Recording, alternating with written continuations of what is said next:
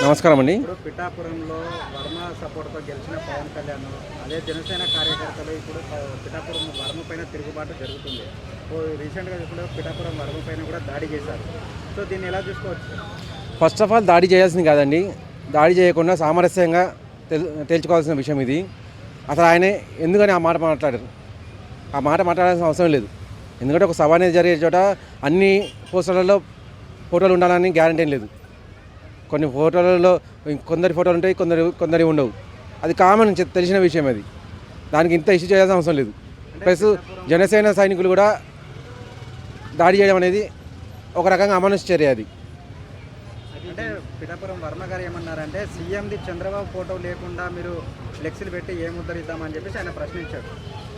భయ్యా, ఒకటి ఇప్పుడు సీఎం గారిది అన్ని చోట్ల ఫోటోలు ఉండాలని చెప్పి లేదు. అలాగని ఎమ్మెల్యే గారిది కూడా, లోకల్ ఎమ్మెల్యే గారిది కూడా అన్ని చోట్ల ఫోటోలు ఉండాలని చెప్పి ఏం లేదు.